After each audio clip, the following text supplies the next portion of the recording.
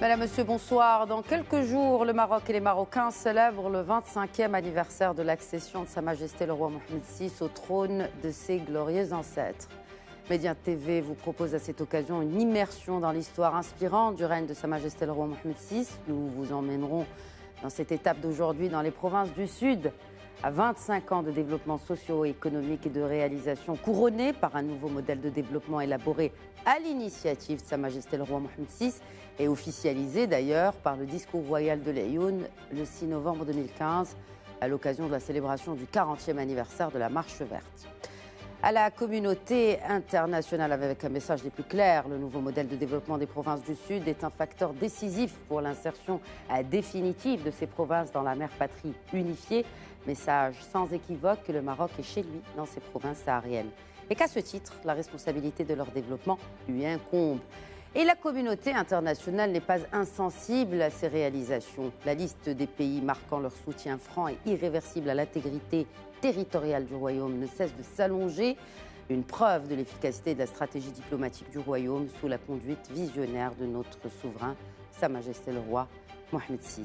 Ce soir, pour commenter ces questions centrales, vitales pour notre Royaume, j'ai le plaisir d'accueillir sur le plateau. Il est professeur, vous le connaissez en tant que professeur, mais il est également écrivain. Il est auteur d'ailleurs donc de son dernier ouvrage intitulé La Marche, l'épopée Dieu, la patrie, le roi, la Marche verte bien sûr, publié aux éditions La Croisée des Chemins. Mostafa Sahimi, bonsoir. Bonsoir.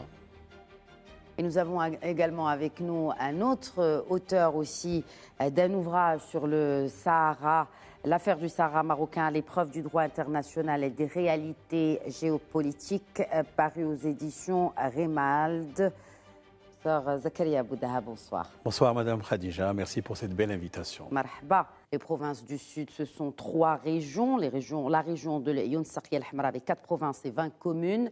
La région de Guilmi Mouadnoun, 4 provinces et 50 communes. Et bien sûr, la région de Dakhla Ouad Dahab, 2 provinces et 13 communes. En 25 ans, sous le règne, professeur Abou Dahab, de Sa Majesté le roi Mohamed VI, les provinces du Sud ont connu 2 phases capitales. Il faut le rappeler, 2 phases capitales de leur histoire et de leur développement, parce qu'il s'agit principalement de développement dans cette émission. La première a commencé en 1976 et la deuxième en 2015 avec ce discours royal du 6 novembre. Quelques éclairages sur ces 2 phases. Professeur Abou Dahab. Premièrement, Sa Majesté le roi Mohamed VI a érigé le développement global et intégré au rang de djihad, de grand djihad. Et d'ailleurs, ça fait écho à ce que disait feu le roi Mohamed V. Nous sommes revenus du petit djihad au grand djihad. Et le djihad, grand djihad, c'est le développement inclusif, durable, qui puisse respecter certes l'environnement, mais qui puisse mettre aussi ces provinces ô combien chères pour nous, tous Marocains, dans le cadre d'un développement entretenu. Nous avons remarqué que l'approche de Sa Majesté puise sans référentiel dans les paradigmes les plus développés, les plus modernes, au niveau de la pensée internationale, si je puis m'exprimer ainsi, et notamment qui cherche ou qui trouve aussi des assises dans les réalisations les plus avancées des institutions mondiales, que ce soit la Banque mondiale, par exemple au niveau du développement humain, ou le PNUD d'ailleurs, d'une manière ou d'une autre, il travaille ou elle travaille, ces 2 institutions, dans le même moule, si vous voulez. L'essentiel, c'est que chaque politique publique doit avoir comme finalité l'humain, de façon générale. Je pourrais aussi parler des objectifs de développement du millénaire dans un premier temps, 2000-2015, durable 2015 jusqu'à aujourd'hui. Mais nous avons remarqué, notamment depuis 2015 jusqu'à aujourd'hui, une sorte de stabilisation, mais également le paradigme de la territorialisation des politiques publiques a été à l'œuvre. Et d'ailleurs, c'est inscrit au cœur de la Constitution. Aujourd'hui, je pense que les provinces du Sud sont un modèle pour le développement. Non seulement cela, mais également par rapport au taux de participation politique, plus élevé par rapport à la moyenne nationale. Par rapport aux élections. Par rapport aux élections, que ce soit locales ou législatives. Et aujourd'hui, c'est un élément d'attractivité, non seulement sur le plan économique, des investissements, On pourrait parler du port de Dakhla, on pourrait parler d'autre chose, mais également en termes de modèle régional qui dépasse les frontières au Maroc. Et je crois que ces provinces-là, aujourd'hui, sont dans une dynamique de transformation territoriale in situ et au-delà. Et d'ailleurs, on pourrait peut-être revenir à des combinaisons très intelligentes avec ces développements de la façade atlantique, avec des projets, avec d'autres partenaires, que ce soit en Afrique, que ce soit ailleurs. Moi, je crois qu'il s'agissait d'une véritable révolution. Je voudrais vous citer cet extrait du discours de Sa Majesté le Roi à l'occasion du 37e anniversaire de la Marche verte en 2012. Je cite le souverain, nous réaffirmons notre engagement à mettre en œuvre la régionalisation avancée en commençant en premier lieu par nos provinces du Sud au regard de la possibilité qu'elles offrent aux populations de participer à la gestion de leurs affaires locales et de contribuer au développement humain intégré et durable. Fin de la citation royale. La Constitution de 2011 s'applique justement à toutes les régions du royaume, en parlant de régionalisation. Mais là, on le voit, il y a une attention particulière qui est mise sur les régions, les 3 régions que j'ai citées, qui constituent nos provinces du Sud. Certes, c'est un processus long, mais il y a le couronnement avec ce nouveau modèle de développement de 2015. Comment ce dernier a-t-il accéléré le processus de régionalisation dans ces provinces du Sud ? Vous avez relevé effectivement que la Constitution de juillet 2011 a consacré, pour la première fois, les régions comme collectivités territoriales. Auparavant, il y avait des régions, c'était des institutions administratives avec des pouvoirs d'ailleurs consultatifs limités. Et c'est important qu'en 2011, il y ait cette consécration constitutionnelle de la région au même titre que les autres collectivités territoriales. La réflexion royale, je pense, s'est faite à la fin de la première décennie avec d'ailleurs cette consécration de la région et un prolongement.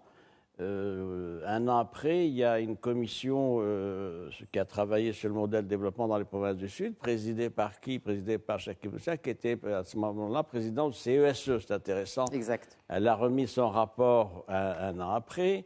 Et c'est sur cette base-là qu'il y a eu une réflexion au niveau du souverain, donc pour aller plus loin. Merci aux provinces du Sud, aux provinces sahariennes, parce qu'elles ont été un vecteur de transformation du paysage institutionnel marocain au plan national et en même temps un facteur d'avancée démocratique. C'est le discours qui fait date pour moi. C'est évidemment le discours que vous avez cité du 6 novembre 2015 du souverain à la Youn. C'est un discours extrêmement important parce qu'il a pris en charge de manière globale et volontariste la nécessité d'un modèle de développement. C'est là qu'il a annoncé quand même près de des projets pour 90 milliards de dirhams. 90 milliards de dirhams déclinés sur la base d'un certain nombre de choses qui étaient dans les dossiers et c'était prêt. Vous savez combien il y avait de projets qui étaient prévus en 2015 ? 726. 726, donc c'est important des projets. Alors, quand on dit projet, pour nos téléspectateurs, c'est des projets. Cela va de l'économique au social. Vous avez raison de le relever. C'est les infrastructures, c'est le transport, c'est l'accès aux services de base, c'est les énergies renouvelables, c'est l'exploitation des richesses naturelles, etc. C'est aussi, si vous voulez des détails, le parc scolaire et éolien de Guelmim Ouednoun, 900 millions de dirhams, c'est important. Université. La voie express Tiznit-Dakhla qui est pratiquement achevée, on a vu des images de ces dernières semaines, d'un coût de 8,4 milliards de dirhams. C'est une voie express de 1055 kilomètres. J'ai ajouté l'université, évidemment, des institutions de technologie, notamment à Foum-El-Oued, de la hauteur de 2 millions de dirhams dans le cadre du grand complexe université Mohamed VI à l'Ayoun. Donc voilà, j'ajoute évidemment le port de Dakhla Atlantique, ça c'est connu, on n'y revient pas, c'est 4,6 milliards de dirhams qui a commencé en 2021, qui doit être achevé en 2028. Exact. Et je voudrais relever, pour clore ce dossier, ce qui a été relevé par mon collègue, c'est que c'est quelque chose qui profite aux populations locales. Qu'est-ce qui vous fait dire cela ? Pour rester dans l'objectivité, dans les moi, faits. j'ai des chiffres. Moi, je travaille sur des chiffres. Donc, il y a une propagande dehors au Parlement européen, dans certains groupes, vous le savez, ailleurs, etc., qui ont actionné des procédures pour dire « Ah oui, mais les richesses naturelles ne profitent pas aux populations ». Ça a été démenti. Et tous les documents et les rapports présentés par le Maroc ont fait justice de cette propagande. Je vous donne des chiffres. L'indice de développement dans les provinces sahariennes, calculé suivant les paramètres du PNUD, est supérieur de 6% à l'indice moyen des autres régions. Le PIB par habitant, il est de 1,6 par rapport à la moyenne des autres régions, 1,6. Et oui, c'est extrêmement important. Et donc, il y a là autre chose que je voulais signaler qui a été relevée, c'est l'implication citoyenne, la participation. Ce sont les provinces sahariennes qui ont le meilleur taux de participation électorale depuis toujours. C'est ça. Depuis toujours. Aux dernières élections donc, de septembre 2021, on a eu un taux de 66% à l'Aïoun et 58% à Dakhla. Enfin, dernier point, si vous le permettez, c'est la vivacité du tissu associatif. C'est-à-dire, il y a l'État qui fait, mais c'est une société qui se prend en charge à travers un réseau, un tissu associatif. Savez-vous combien il y a d'associations dans les provinces sahariennes? Je vais vous le dire, 8000. Oh. Mais oui, moi j'ai vérifié mes chiffres, je travaille sur des... C'est extrêmement... Il y a un maillage total de type associatif dans les provinces sahariennes.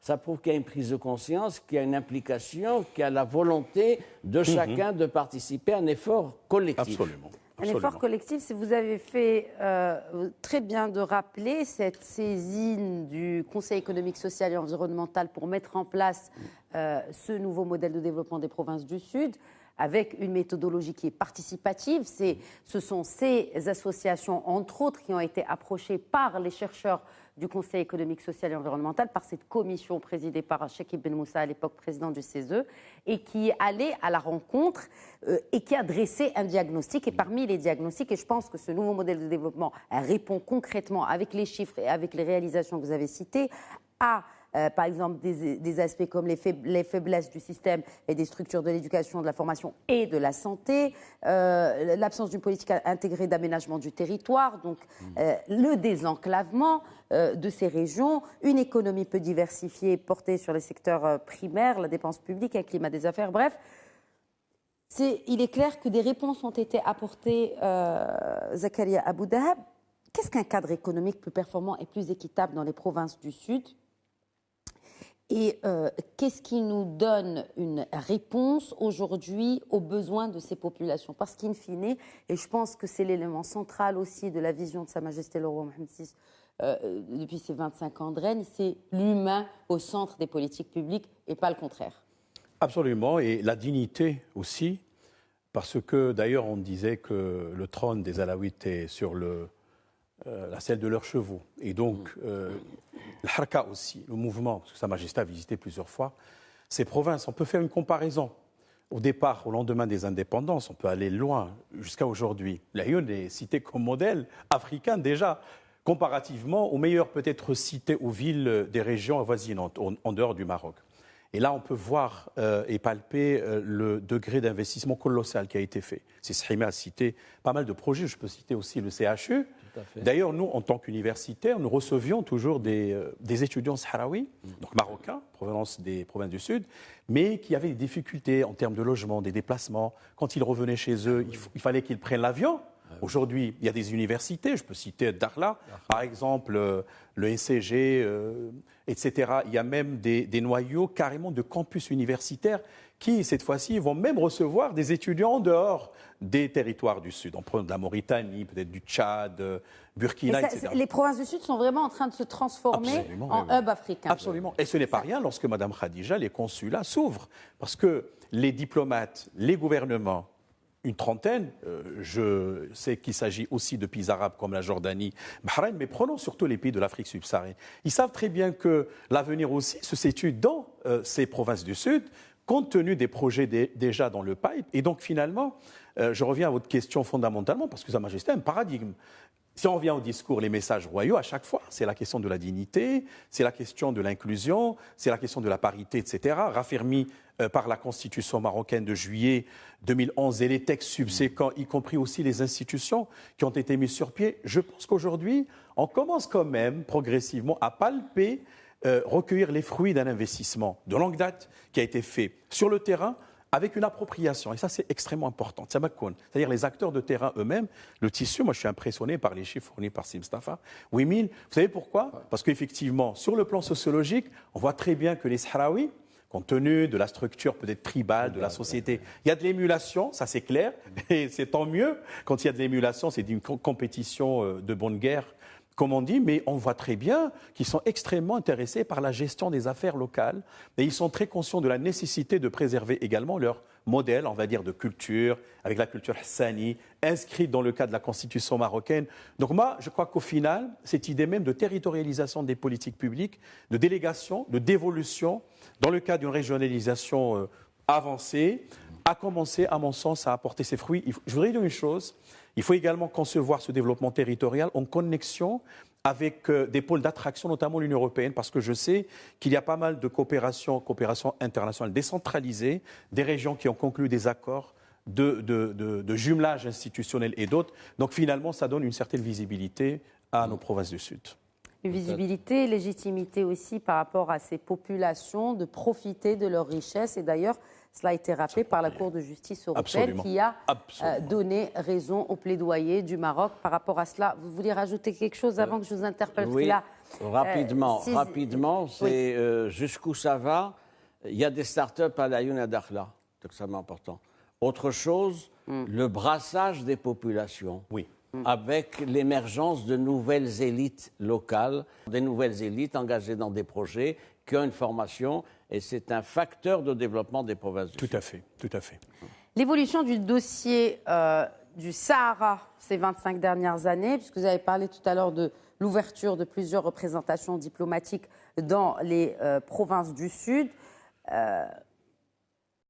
Bon, on ne va pas parler de l'évolution de ces 25 dernières années parce que le temps ne nous le permet pas, mais principalement aussi avec ces dates, janvier 2017, le retour du Maroc à l'UA et l'évolution du dossier du Sahara, d'abord sur son continent, avant qu'on élargisse sur le reste de la communauté internationale. Professeur Rémy.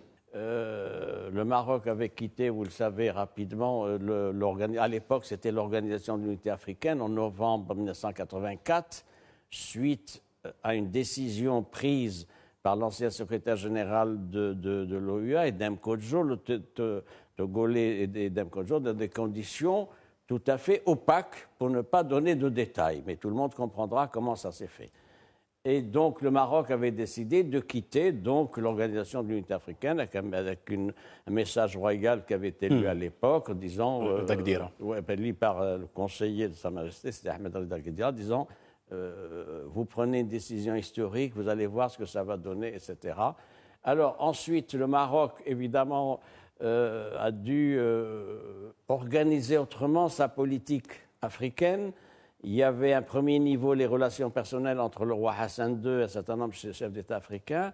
Et ensuite, à deuxième niveau, le royaume a multiplié des contacts et des relations avec un certain nombre de pays, notamment de l'Afrique francophone.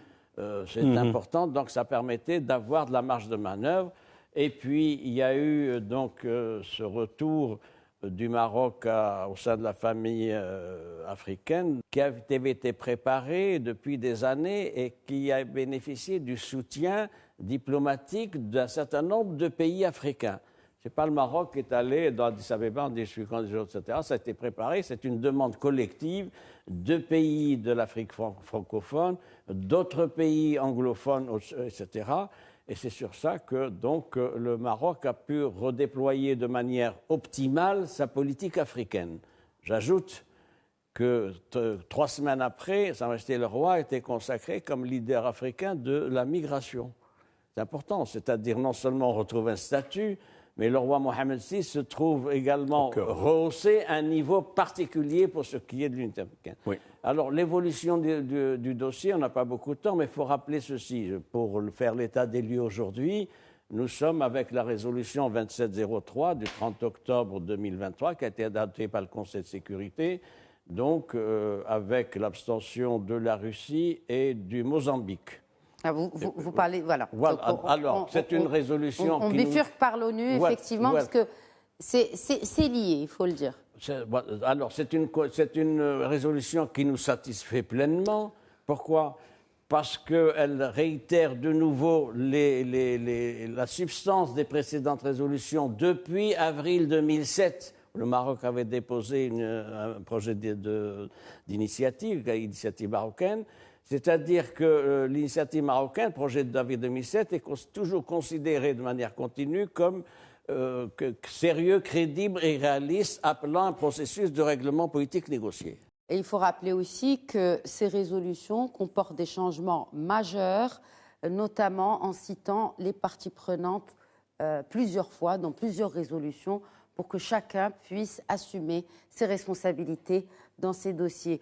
On l'a vu et je pense que c'est un point commun entre la stratégie du souverain et pour le développement, pour un modèle de développement notamment pour les provinces du Sud, mais aussi pour cette diplomatie marocaine. C'est le temps long. Et l'endurance. Zakaria Aboudahab, exactement. Absolument. C'est le temps long parce que d'abord, nous défendons une cause qui est légitime, sacrée, existentielle. Qui mieux que Sa Majesté qui avait dit que c'est le prisme par lequel le Maroc entrevoit les partenariats. Et ça a donné des résultats tangibles. Je voudrais aussi ajouter les récentes réalisations dans le cadre des commissions mixtes avec la Guinée-Bissau, avec le Malawi. Et là, c'est une politique africaine du Maroc recentrée, élargie, qui, encore une fois, inscrit l'humain au cœur de la démarche. Je voudrais dire, par rapport au Conseil de sécurité, qu'à la longue, la situation va être intenable. Il va dire, le Conseil de sécurité, que le maintien du statu quo est inacceptable. Donc on peut déjà imaginer un développement qualitatif dans le sens où le plan marocain d'autonomie va être la solution unique. Et là, il faut s'attendre à des résolutions. Ce n'est pas de la politique fiction, mais réellement, parce que la MINURSO, ce sont des fonds qui doivent être mobilisés. C'est un personnel civil militaire qui est mobilisé.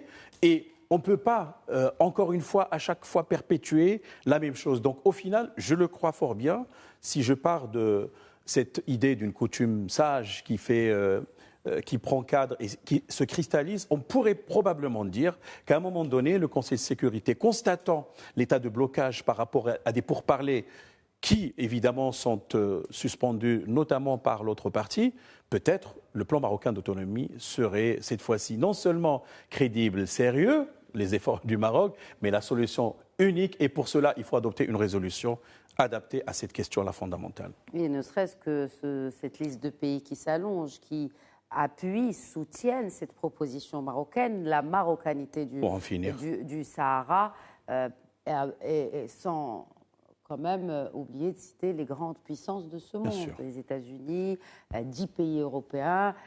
En tout cas, la liste ne cesse de s'allonger. Voilà pour cette émission que nous avons consacrée au développement des provinces du Sud et au dossier du Sahara. Ces 25 années du règne de Sa Majesté le roi Mohamed VI. Merci de nous avoir suivis. Merci à nos chers invités d'avoir répondu à notre invitation ce soir. Merci à vous. Professeur Slimé, professeur Aboudahab. Merci à vous de nous avoir suivis. Très bonne soirée.